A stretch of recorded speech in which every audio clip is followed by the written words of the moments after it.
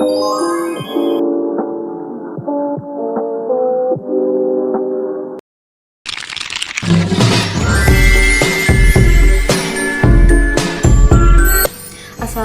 warahmatullahi wabarakatuh. Saya Pradinava Adelia Arfananda. Nomor BP saya 24 10 11 52 61 0288. Saya berasal dari SI8, akan menjelaskan tentang data dengan overview.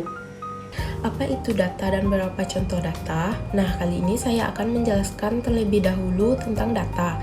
Data adalah sekumpulan fakta atau informasi yang belum diolah dan tidak memiliki makna langsung.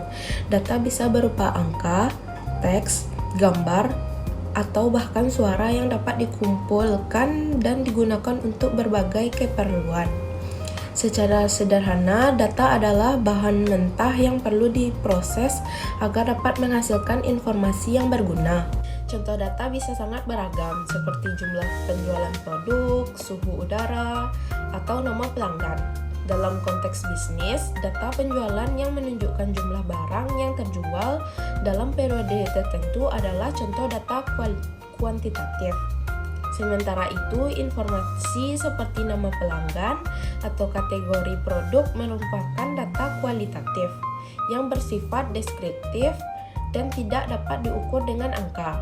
Data ini kemudian dianalisis untuk membantu pengambilan keputusan atau pemahaman lebih lanjut mengenai suatu fenomena. Beberapa fungsi dan manfaat data. Data memiliki beberapa fungsi dan manfaat yang sangat penting dalam berbagai bidang, yaitu yang pertama, membantu pengambilan keputusan. Data memberikan informasi yang objektif dan berbasis fakta untuk membantu individu atau organisasi membuat keputusan yang lebih baik dan lebih tepat. Misalnya, analisis data. Penjualan dapat membantu manajer menentukan strategis pemasaran yang paling efektif. Yang kedua, meningkatkan efisiensi operasional. Dengan menganalisis data, perusahaan dapat mengidentifikasi area yang membutuhkan perbaikan, mengurangi pemborosan, dan meningkatkan produktivitas. Contohnya, analisis data proses produksi dapat mengurangi waktu henti dan memperbaiki alur kinerja. Yang ketiga, meningkatkan inovasi dan pengembangan produk. Data memberikan wawasan tentang kebutuhan dan preferensi konsumen yang memungkinkan perusahaan untuk mengembangkan produk atau layanan baru yang lebih relevan dengan pasar. Yang keempat, pemantauan kinerja dan evaluasi. Data digunakan untuk memantau kinerja dalam berbagai aspek seperti kinerja finansial, operasional, atau sumber daya manusia. Ini memungkinkan organisasi untuk mengevaluasi dan mengoptimalkan kinerja mereka. Yang kelima, pengolahan risiko. Data membantu organisasi dalam menganalisis potensi risiko dan mengambil langkah pencegahan untuk meminimalkan dampak negatif. Misalnya, data historis cuaca bisa digunakan untuk memprediksikan dan mengurangi risiko bencana alam. Yang keenam, personalisasi dan pengalaman pengguna. Data juga memungkinkan perusahaan untuk memberikan pengalaman yang lebih personal kepada konsumen, seperti rekomendasi produk berbasis riwayat pembelian atau pencarian mereka. Yang ketujuh, mendukung riset dan pengembangan. Data sangat penting dalam riset ilmiah untuk menguji hipotesis, menghasilkan temuan baru, dan mengembangkan teknologi atau solusi baru yang bermanfaat bagi masyarakat. Dengan manfaat-manfaat tersebut, data menjadi aset yang sangat berharga untuk membuat keputusan yang lebih terinformasi, meningkatkan efisiensi, dan mendorong inovasi di berbagai sektor. Berdasarkan fungsi dan manfaat data. Yang pertama, berdasarkan cara mendapatkan data. Yang pertama, data primer. Data primer adalah data yang diperoleh langsung dari sumber pertama, yaitu melalui pengumpulan data baru yang dilakukan oleh peneliti atau pihak yang membutuhkan. Data ini dikumpulkan melalui berbagai metode penelitian atau observasi langsung. Contoh data primer, yang pertama survei. Seorang peneliti melakukan wawancara langsung dengan responden untuk mengumpulkan informasi tentang kebiasaan berbelanja. Yang kedua, eksperimen. Data yang diperoleh dari eksperimen laboratorium untuk mengetahui pengaruh suhu terhadap kecepatan reaksi kimia. Yang ketiga, observasi. Penelitian mengamati perilaku pelanggan di toko retail dan mencatat pola pembelian mereka. Yang kedua, data sekunder. Data sekunder adalah data yang diperoleh dari sumber yang sudah ada atau sebelumnya dikumpulkan oleh orang lain. Data ini biasanya digunakan untuk analisis lebih lanjut tanpa harus mengumpulkan data baru. Contoh data sekunder, laporan statistik pemerintahan, menggunakan data yang diterbitkan oleh badan pemerintah terkait jumlah penduduk atau tingkat pengangguran. Yang kedua, artikel atau buku, data yang berasal dari penelitian yang sudah dipublikasikan atau artikel ilmiah yang mengutip hasil penelitian sebelumnya. Yang ketiga, database komersial, menggunakan data penjualan yang sudah ada dari database perusahaan untuk analisis tren pasar. Dengan demikian, perbedaan antara data primer dan sekunder, kita bisa memilih sumber data yang sesuai untuk tujuan penelitian atau analisis yang ingin dilakukan.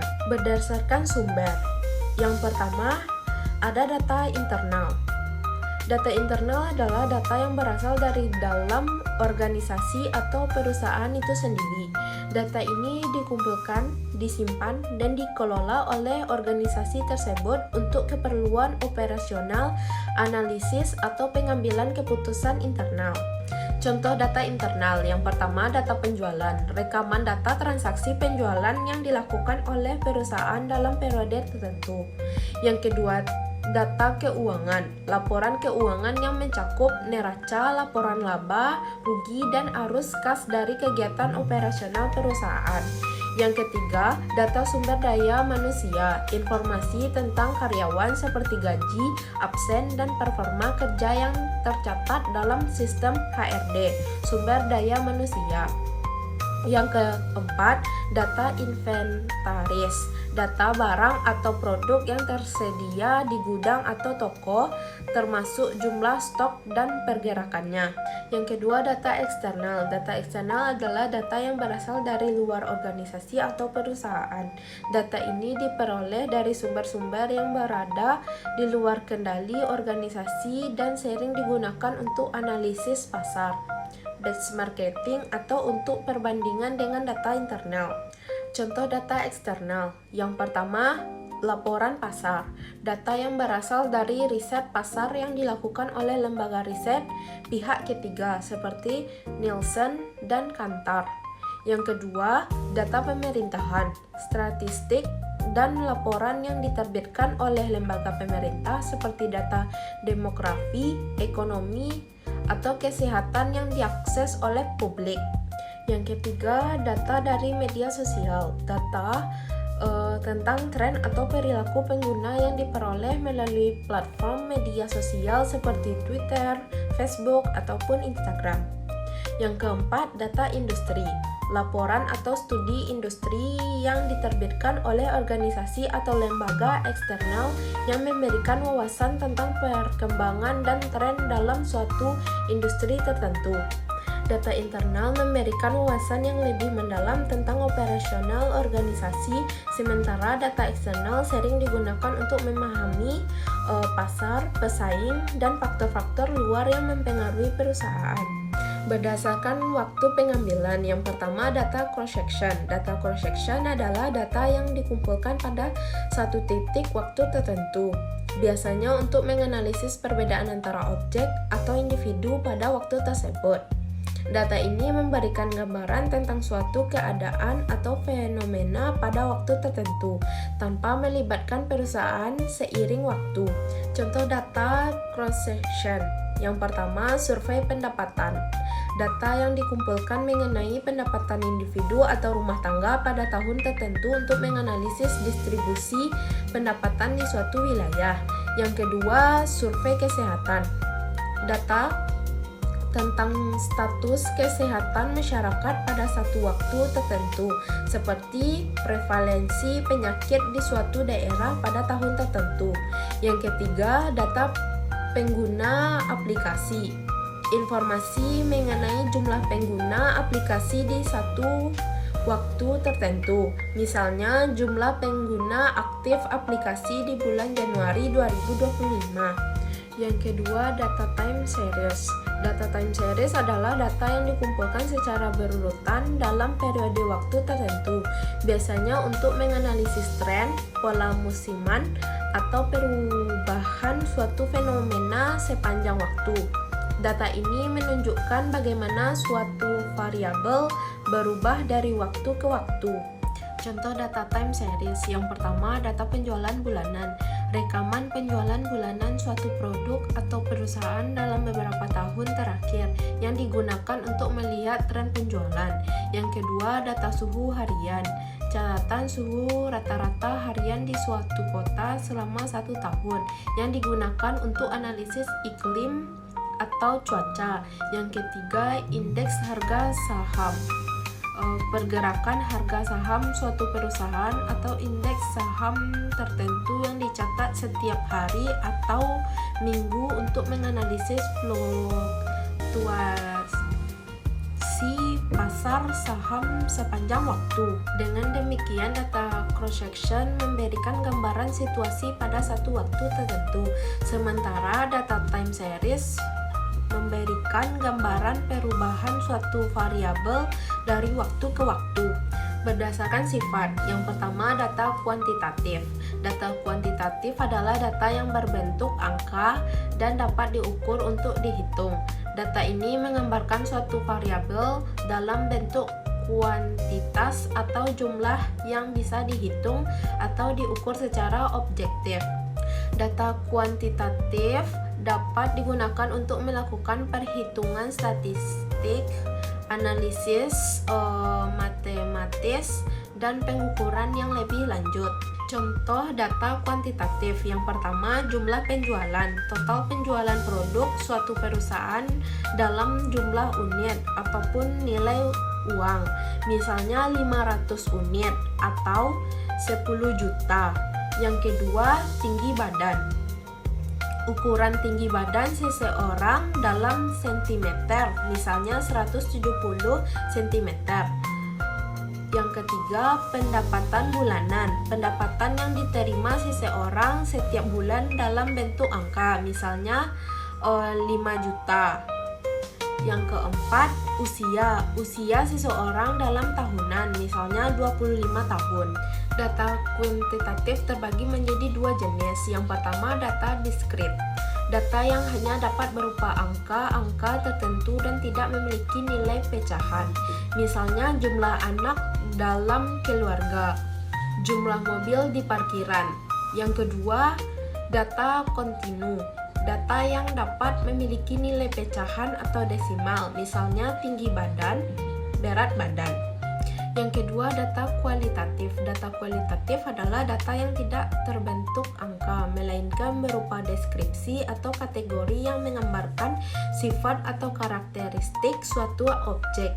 Data ini digunakan untuk mengklarifikasikan atau menggambarkan atribut atau kualitas yang tidak dapat diukur secara numerik. Contoh data kualitatif. Yang pertama, jenis kelamin, kategori pria ataupun wanita. Yang kedua, warna mata, kategori warna mata seperti coklat, biru, ataupun hijau. Yang ketiga, status perkawinan, kategori seperti menikah, belum menikah, janda, atau duda. Yang keempat, jenis pekerjaan, kategori pekerjaan seseorang seperti dokter, guru, insinyur, ataupun pengusaha. Data kualitatif terbagi menjadi 2 jenis. Yang pertama, data nominal, data yang berfungsi untuk mengelompokkan objek ke dalam kategori tanpa urutan atau peringkat. Misalnya jenis kelamin, warna mata. Yang kedua, data ordinal, data yang menunjukkan kategori dengan urutan atau peringkat, meskipun jarak antara kategori tidak pasti, misalnya tingkat pendidikan. SD, SMP, SMA, perguruan tinggi.